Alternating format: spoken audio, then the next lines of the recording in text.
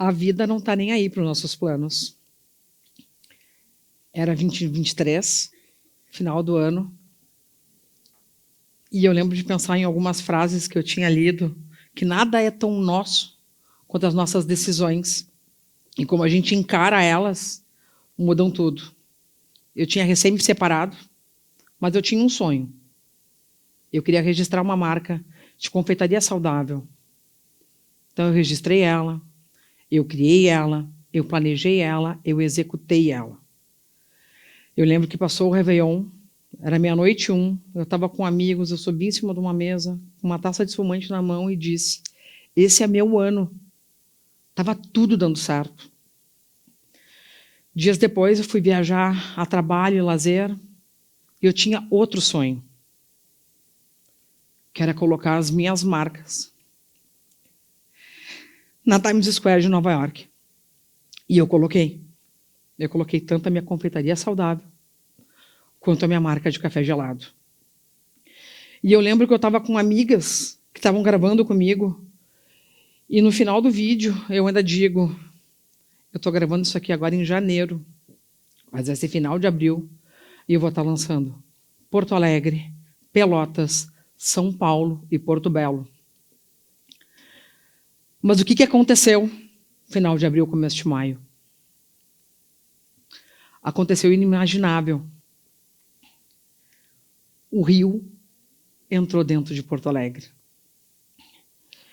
Eu lembro que era sexta-feira, 3 de maio, a minha mãe estava viajando e ela me liga. Minha filha, o aeroporto fechou. Meu voo foi cancelado e meu aeroporto fechou. E as minhas coisas todas ficavam, a maioria, no bairro Anchieta. Portanto, eu não ia ter como chegar lá. À tarde eu fui para casa, eu liguei a televisão e tinha aquela imagem do cavalo em cima do telhado. E ela é uma imagem impactante. Aí, fora ver notícias nas redes sociais, vai para o celular, e entre as notícias que eu estava lendo, entravam posts de blogueiras que estavam vendendo blusinha, estavam vendendo cupom de desconto. E aí eu pensei, né, cara, que falta de empatia, né? Porque para quem que tu vai vender blusinha? Para quem que tu vai vender cupom de desconto? Se a tua provável cliente está precisando de ajuda, está precisando de socorro. Aquele dia mesmo tinha aberto as inscrições para voluntariado na Defesa Civil.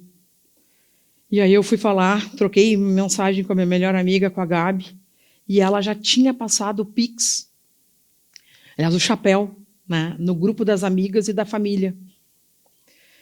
E era para comprar colchão, para comprar fraldas, eu falei ainda para ela como é que vão colocar colchão em cima do carro. Mas, enfim.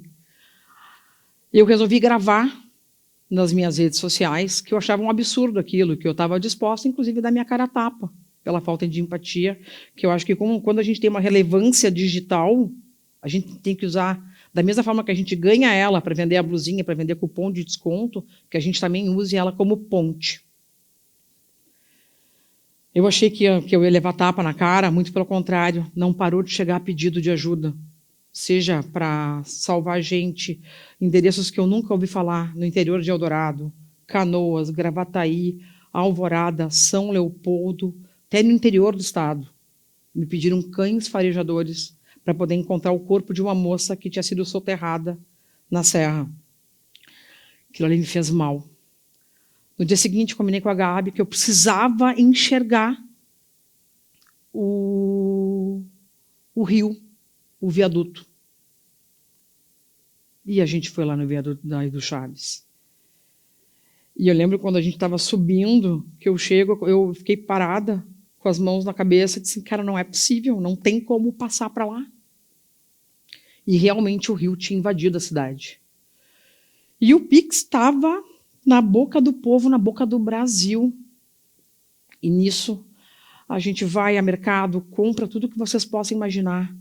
Boia, colete, remo, aqueles cotonetes de piscina. As pessoas precisavam boiar para sair de casa. Sem falar nas bebidas, afinal, as águas estavam acabando, não tinha mais água sem gás, não tinha mais água com gás, não tinha mais suco, não tinha mais nem água de coco. Eu mesma bebi energético por 2 dias. E aí eu virei piloto de fuga do carro de resgate. A gente criou grupos de WhatsApp, grupo de ajuda municipais, gabinete de crise. E aí nasceu o Vamos que Vamos. E a gente ganhou notoriedade por isso. E não foi só o Vamos que ajudou. Porque com a graça de Deus, muitos outros grupos foram criados. Assim como uma engrenagem de relógio, que precisa do ponteiro do segundo, para funcionar com o ponteiro da hora, para todo mundo fazer a sua parte de poder ajudar os outros. Afinal, tudo era grave. Tudo era urgente. Assim como os grupos. E a falta de água fez com que eu recebesse o primeiro lote de águas de Porto Alegre. E essas pessoas que estão na foto, eles eram seguranças da água, porque a água estava valendo muito mais do que ouro. Eu comentei por 2 vezes apenas nas minhas redes sociais as coisas que eu achava que eu tinha perdido, porque eu não tinha acesso, eu não tinha como saber o que eu tinha perdido. Mas eu não podia dar foco nisso, porque o que a gente estava fazendo era muito maior. A gente estava liderando um grupo, a gente era porta-voz daquilo tudo. Então não tinha como focar que eu perdi isso, aquilo outro, quando as pessoas que o que perderam era o seu tudo absoluto. E aí chegou o 36º dia, quando a água baixou. E aí eu começo a descobrir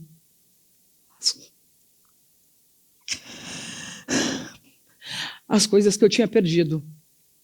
E que não foram poucas. Porque foi tudo que eu construí na minha vida adulta. Tanto no bairro Anchieta, quanto no 4º distrito. E não fui só eu que perdi.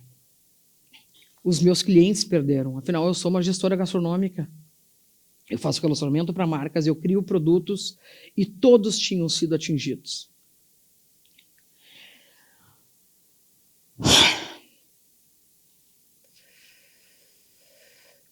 Vocês sabiam que mais de 194 mil empresas foram impactadas no Rio Grande do Sul com a enchente?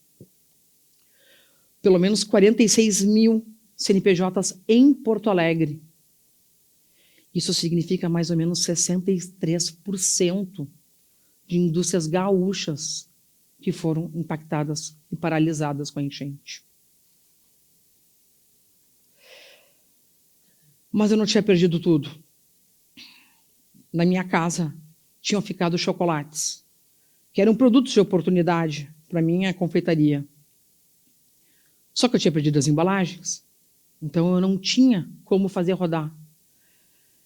Eu tenho amigos que têm agência, eu tenho amigos que têm gráfica, a maioria tinham sido perdidos em Porto Alegre também.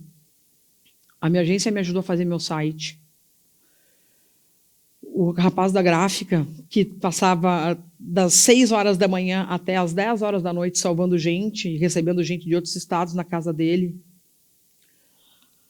para poder salvar as pessoas, ele falou para mim, me manda de madrugada que eu resolvo até as 6 horas da manhã. E ele mandou. E assim nasce a minha marca de chocolate. Passa-se 3 meses e eu, como sou uma pessoa muito ativa, não estava satisfeita apenas com a marca e o site. Eu precisava reagir, precisava trabalhar. Aí eu descubro que uma padaria tinha saído de uma galeria, de onde eu desejava ter loja, e ela era um espaço pequenininho, de 8,95 metros quadrados. Eu liguei para o dono da galeria e pergunto para ele, posso locar? Ele assim, eu tenho uma lista de 6 nomes, eu não posso te locar. Peguei meu computador, fui nessa galeria por quase 14 dias, sentei no banco e esperei ele passar na minha frente para eu contar a minha história para ele poder entender o porquê que eu precisava daquele lugar. Esse foi o banco. E no 14º dia, ele passou por mim. E perguntou, guria, o que tu está fazendo aí sentada? Eu disse, eu estou aqui, esperando tu abrir a loja, que vai ser minha. Ele assim, mas eu não posso. Eu disse, tu precisa. Eu preciso dessa loja para viver. E quando ele abre essa loja, ele fala assim, mas é muito pequena para ti. E eu olhei, e realmente, ela era pequena. Afinal, menos de 9 metros quadrados. Ele falou assim, eu não posso abrir tua confeitaria aqui, porque tu vai conflitar com o vizinho do lado esquerdo e com o vizinho do lado direito. Eu dei 3 passos para trás. Eu sentei nesse banco e eu disse para ele, eu não vou ter uma confeitaria aqui. Aqui eu vou ter uma loja de chocolates. E ele falou, sério? Eu falei, sério? Já tem até nome. Ele saiu para um lado, eu saí para o outro. Pensei, que eu inventei uma loja de chocolate? Fui para casa com os meus 2 universitários, ChatGPT e Canva, e criei minha marca. Dali para frente, as coisas de fato começaram a andar. Essa é a minha loja, de 8,95 metros quadrados. Ela nasceu. Ela ficou conhecida.